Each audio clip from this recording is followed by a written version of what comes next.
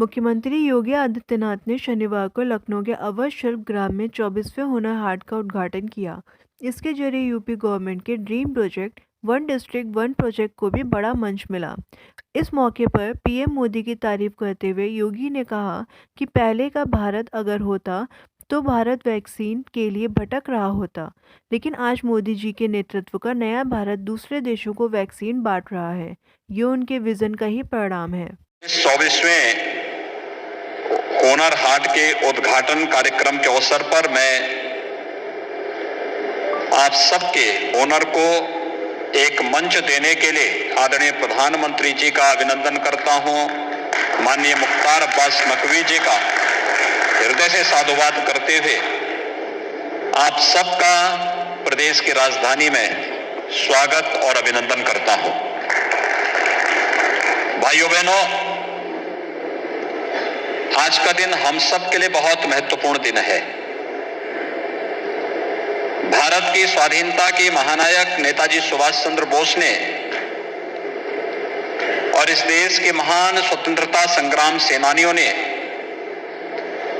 सदियों से गुलामी की बेड़ियों से जकड़े हुए भारत को मुक्त कराने के लिए जो उद्घोष किया था, उस उद्घोष का मूल मंत्र स्वदेशी था। उस उद्घोष का मूल मंत्र स्वावलंबन था और स्वदेशी और स्वावलंबन की आधारशिला ही आत्मनिर्भर भारत है। और उस आत्मनिर्भर भारत के वास्तविक शिल्पी प्रधानमंत्री मोदी जी ने आपको माना है, आपकी कारीगरी को माना है। इसलिए मैं प्रदेश की राजधानी लखनऊ में आप सबका हृदय से स्वागत और अभिनंदन करता हूं। मुझे बहुत प्रसन्नता है कि आदरणीय प्रधानमंत्री जी की प्रेरणा से माननीय नकवी जी ने इस हुनर हाट के माध्यम से देश के कारीगरों को, दस्तकारों को, शिल्पकारों को उनकी कला और उनकी हुनर को एक नई ऊंचाइयां देने का कार्य किया है। विगत वर्ष भी मैं इस आयोजन में यहां पर आया था और कितना भव्य आयोजन था। कार्यक्रम एक सप्ताह का था, बाद में 15 दिन तक चल गया था। मुझे दिल्ली में भी हुनर हाट में जाने का अवसर प्राप्त हुआ था। सीआरपी सिंह एक बार मैं दिल्ली गया था, उन्होंने कहा कि नकवी जी ने एक हुनर हाट लगाया है, आप एक बार चल के देखें। सिद्धार्थनाथ सिंह जी मुझे लेकर के गए थे। कितना भव्य और कितना वहां पर भीड़ थी। मैं देख रहा था शाम के समय में कितनी भीड़ थी, लोग आ रहे थे। लोगों के मन में एक उत्सुकता थी जानने की, सीखने की। एक अपने आप में सफल आयोजन, सफलता की नई ऊंचाइयों को प्राप्त करता हुआ दिख रहा था। और वह एक आयोजन जो हमारे लिए वहां उस अवसर पर देखने को मिला है, पिछले कुछ समय से नकवी जी ने उसमें रुचि ली और उत्तर प्रदेश के अंदर भी देश के सभी दस्तकार, शिल्पकार, कारीगर आकर के अपने अपने हुनर का लोहा मनाने और नई पीढ़ी को इस मार्ग का अनुसरण करने, आत्मनिर्भर भारत की ओर अग्रसर करने के लिए जो प्रेरित कर रहे हैं, वो हम सबके लिए अभिनंदनीय है, स्वागत योग्य है।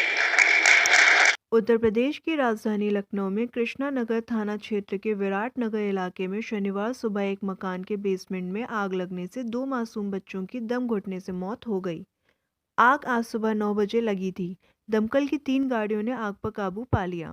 विराट नगर इलाके में आशुतोष वर्मा का मकान है। उनके मकान में 2 दिन से पुताई का काम लगा था। पुताई करने वाला मजदूर और उसके 2 बच्चे मकान में बने बेसमेंट में रहते थे।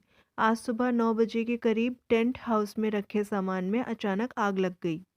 टेंट के सामान में आग लगने से धुआं उठने लगा। मजदूर के 2 बच्चे दम घुटने से बेहोश हो गए।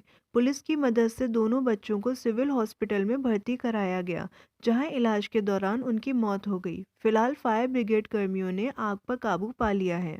भारतीय जनता पार्टी के वरिष्ठ नेता की नाबालिग पुत्री व उनके परिवार की महिलाओं के लिए 2016 में अमर्यादित शब्दों का इस्तेमाल करने के मामले में 19 जनवरी से जेल में बंद बसपा के तत्कालीन राष्ट्रीय महासचिव नसीमुद्दीन सिद्दीकी व राम अचल राजभर की जमानत अर्जी पर शुक्रवार को सुनवाई फिर टल गई। अब उनकी जमानत अर्जी पर 27 जनवरी को सुनवाई होगी। लंदन ओलंपिक की ब्रॉन्ज मेडलिस्ट साइना नेहवाल अपने करियर के सबसे मुश्किल दौर से गुजर रही हैं। उनका वापसी करना आसान नहीं है। ये बात पूर्व नेशनल चैंपियन और कोच यू विमल कुमार ने कही है। विमल ने कहा कि साइना अपना ख्याल रखें ताकि आगे के मैचों में वे जीत हासिल कर सकें। साइना जब फिट होती हैं तो उनके गेम में अलग तरह का निखार दिखता है। कोच ने कहा जब जब साइना फिट नहीं होती तो वो उलझी हुई दिखती हैं।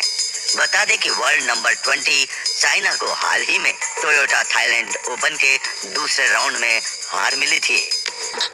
देश के बड़े उद्योगपतियों में शामिल आनंद महिंद्रा कुछ खास करने वालों के लिए बड़े इनाम देने के लिए मशहूर हैं।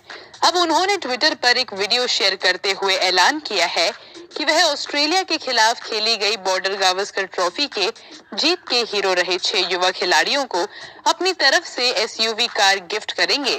इन प्लेयर्स में मोहम्मद सिराज, टी नटराजन, शार्दुल ठाकुर, वॉशिंगटन सुंदर, शुभम गिल और नवदीप सैनी जैसे खिलाड़ी हैं, जिन्होंने ऑस्ट्रेलिया में जाकर कंगारुओं के हौसले पस्त कर दिए।